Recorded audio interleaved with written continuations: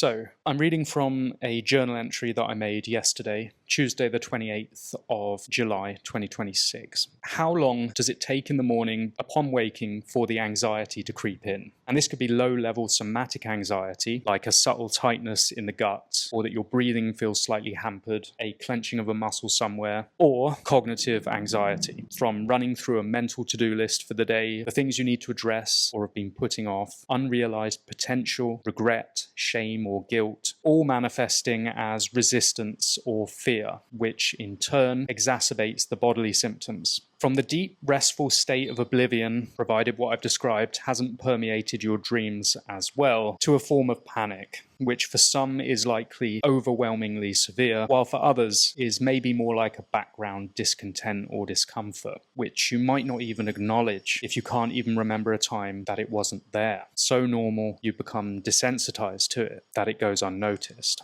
So how long does it take after you've woken up before that anxiety rushes in? What's the duration of the interval between peace and inner chaos? Minutes, seconds, milliseconds? Now, I'm of course talking from my own experience. Maybe you haven't got a clue what I'm talking about, but yet somehow I suspect you know all too well. So for the purpose of this random soliloquy, I'm going to assume that you're in the same boat as I am, as this will allow me to explore the process within myself more freely, which is the whole point of me making this video. The process feels like it helps me. Anyway, when I say you, just know that I'm really referring to myself. So you've woken up in the morning and all of this has come rushing in and you're not really consciously aware of it, but you feel it and it drives you. It motivates you to escape or run somewhere, not to a physical place. It certainly doesn't make me want to jump up and see the sunrise, but to another emotional state.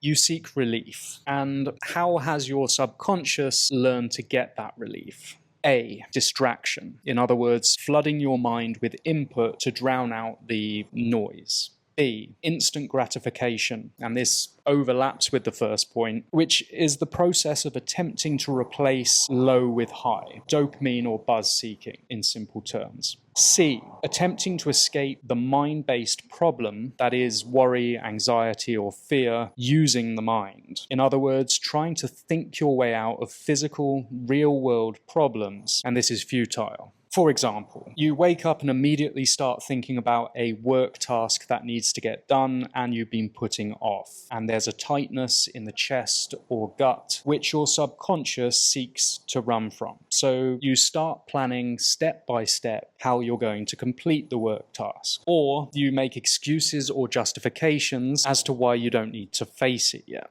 Now, the response or escape strategy that I really want to talk about is the second one, instant gratification. Mostly because it's something I do a lot of, and because I think almost everyone else probably does it too. So, is the first thing you do when you wake up in the morning to pick up your phone?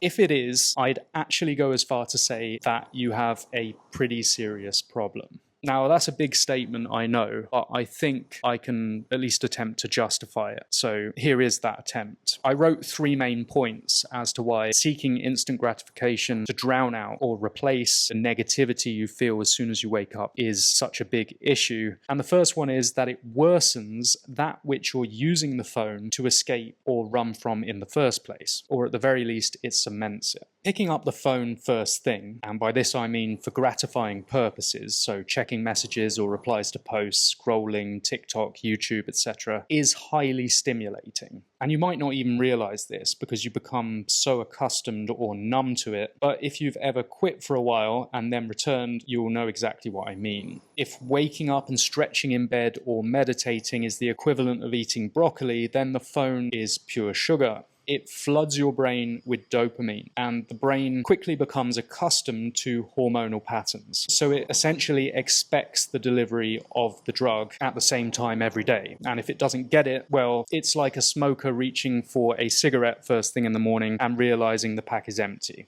And as any smokers or ex-smokers like myself watching this video will attest, the feeling I'm describing is nothing short of panic. So what I'm suggesting is, and you can experiment and verify this for yourself, that if you start every day with your phone and then stop doing it, or if you lose your phone and wake up without it beside your bed, you're going to feel something similar.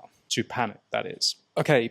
The second point I wanted to make is that it makes what comes next, the mundane but necessary realities of daily life, showering, making your bed, sitting down to work, etc., feel much more unpleasant due to the contrast. This is why we encourage children to eat their meat and vegetables before dessert and not after. Well, it's not the only reason, but I hope you get my point. Highs are always followed by lows. In order to maintain some kind of balance or homeostasis, a fun night of drinking, for example, is followed by hangover and regret. A sharp release of dopamine is followed by a severe downregulation of dopamine production in order to keep levels within a healthy or manageable range. To put it simply, starting off your day with something easy and gratifying makes the rest of your day harder.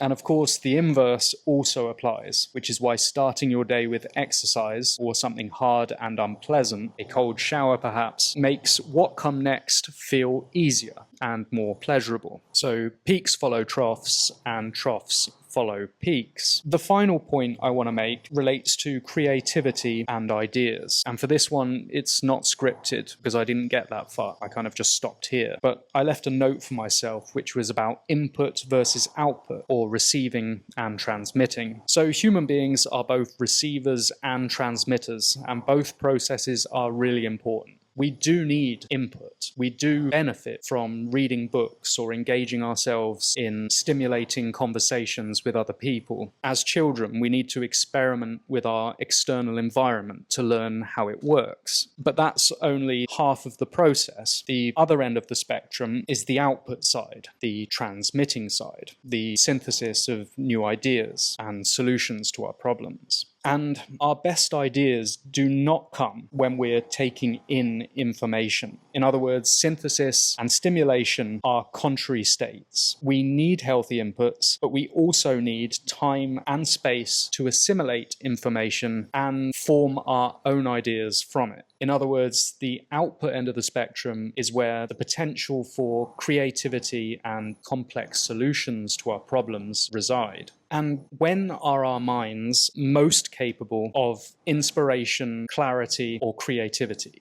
Arguably, this would be after a period of deep and restful sleep.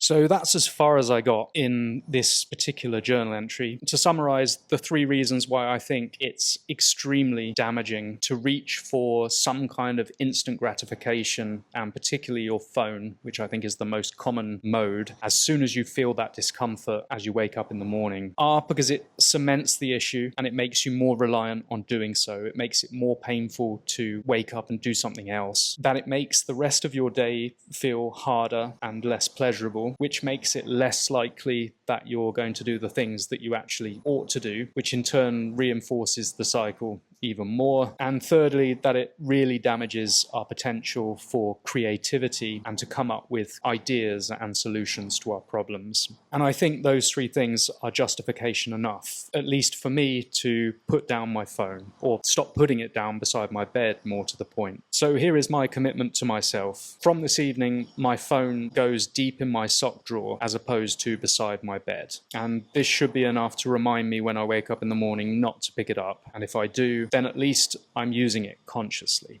Anyway, those were my thoughts for the day. I'm sure you didn't listen this far, and I have no expectation that anyone will actually watch these terrible quality videos. But if you do, I hope you have a great day, and apologies for all the construction noise in the background, or foreground. It's going on about a meter outside of my door. Anyway, rambling again, turning off the video. Thanks for watching.